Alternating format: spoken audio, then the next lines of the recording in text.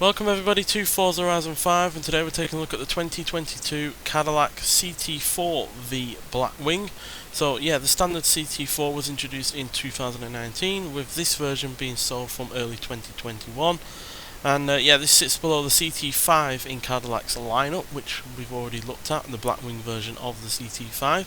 So because it sits below the CT5, it is a smaller car, so the wheelbase on this is 109.3 inches long, while in the CT5 it's 6.7 inches longer than that, while the length of this is 187.2 inches long, while the CT5 is 6.6 inches longer than that. This is also smaller in terms of width and in terms of height. Now granted, that does mean slightly less legroom in the rear of the car, but it does have the added advantage of having 263 pounds less in the way of weight at 3,860 pounds. It also means that the distribution of the weight is better as well, as it is bang on 50-50 weight distribution, which was not the case for the CT5, as that is 53% front and 47% rear. So yeah, better handling car as a result of the lack of weight and the better weight distribution. But being a smaller car, this does have a smaller engine. It's got a 3.6 litre twin turbocharged V6 engine producing 472 horsepower and 444 pounds-feet of torque. Now that is obviously a lot less than the CT5 Blackwing. It's nearly 200 horsepower less and 214 pounds-feet of torque less, but you know, it does weigh less, and yeah, the smaller engine up front does mean that this, in terms of understeer, has pretty much none of that. It's a really good handling car as a result of the lack of weight and the smaller engine up front. And yeah, this feels more like a like a more modern vehicle, to be honest. It looks more modern in the interior. Seems to be going after a younger, more professional kind of market, really, whereas the CT5 seems to be a lot more old school in terms of its engine, in terms of its delivery of the power, and generally in terms of the people that it's going to be going after. So yeah, but like I said, less leg room in the rear. As you can see, it's a lot smaller in the rear than the CT5. That reduction in the inches in length and wheelbase certainly make a difference, but the boot doesn't look as all that much smaller. Maybe a little bit, but not noticeably sort of looking at it visually. But yeah, still, I overall like the look of this car. At the front, it's practically the same as the CT5, and it's got the same kind of side profile. The only issue I have with this is the rear looks a little bit more messy, looks a little bit more over-designed. It's got a few more lines here and there that just don't work for me, whatever, and it makes the rear lights look a little bit worse as well over the CT5. So yeah, on the whole it does look the same, but the rear end just looks a little bit messy for my liking, and yeah, I don't like it quite as much as the CT5's rear end. But still, handsome looking car at the front, and yeah, it handles better than the CT5, I find. So yeah, but let's see how much better by getting out onto the open road and see what this car can do. So with less power and less torque, this is inevitably not going to be as quick in terms of acceleration or top speed as a CT5, but you're also getting, you know, better economy from a smaller engine. You're getting a smaller car to deal with in terms of city driving, and it's going to be a lot less to buy as well. So yeah, but before we get it around the track, let's see what it can do on this drag strip, see how quick we can go before we hit the speed camera, and then we'll get it to the racetrack. So yeah, it's a pretty decent launching car. I don't know why the stat on this for launch is as poor as it is, because I don't find it difficult enough to like whatsoever. This shares the same 6-speed manual gearbox as the CT5 has, rather than the automatic, although it is a bit weird that the 133 mile an hour there, it is a bit weird to me that this has one more engine gearbox option than the CT5 does, as you can not only get the 10-speed gearbox that the CT5 gets, but you can also have an 8-speed automatic gearbox as well. So not quite sure why that 8-speed isn't on offer with the CT5. Maybe it can't handle the extra grunt, I'm not sure, but regardless, it is a bit weird that the lower marketed car has more options in terms of gearbox. Also in terms of engines as well, weirdly enough, but again, all of them are going to be less powerful than even the base model engine for the CT5. So yeah, let's look at the stats before we hit the track. So we're in high-end A-class like the CT5, although a few PI below. And yeah, by the stats you can see it's pretty great in terms of speed, handling, acceleration. Braking is a little bit on the lower side, but I feel like the CT5 Blackwing that we looked at had the carbon ceramic brake option added on, because it stops like on a dime despite weighing as much as it does. And yeah, for whatever reason the launch has a poor rating, even though, like I said, I don't find it all that difficult to get off the line.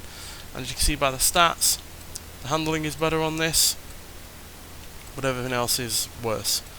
Not by a massive amount. As you can see, the acceleration is practically the same, although the actual raw numbers are better in terms of the CT5. And yeah, the top speed isn't all that much worse either. It's just that launch and the braking that is significantly different, but I don't find the launch all that difficult at all, especially given the lack of power and torque on this car compared to the CT5. I find this a lot easier to get off the line than that car. You know, 200 horsepower and 200 pounds-feet of torque less is always going to make it easier to get off the line, as well as obviously the lack of weight. So yeah, as per usual, we'll listen to the car first before we talk about it some more. So let's hear what it sounds like.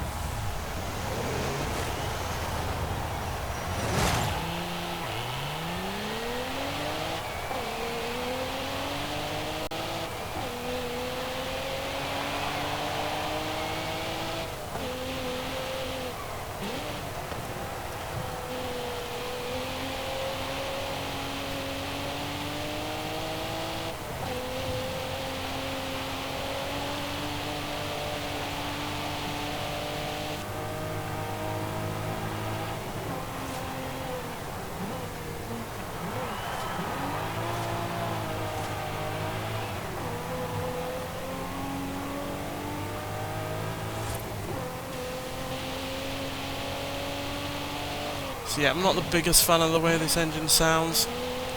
Sounds like it's, you know, because of the turbochargers, can you hear a lot of the induction noise, and it just doesn't sound all that great. Obviously you don't hear as much as that on the interior, which is why I switched into there, and it definitely sounds a lot better on the inside than it does on the outside. But yeah, it's not the worst sounding V6 I've ever heard. You know, the likes of the 350 or 370Z certainly had far worse sounding V6s, so yeah, not the worst sounding V6, but hardly as good as the V8 in the CT5. But despite the lack of power and torque compared to that CT5, the acceleration times aren't the worst in comparison to that car. 0 to 60 is dealt with in 4 seconds dead, which is only about 0.4 of a second slower than the CT5, which is pretty close, quite frankly.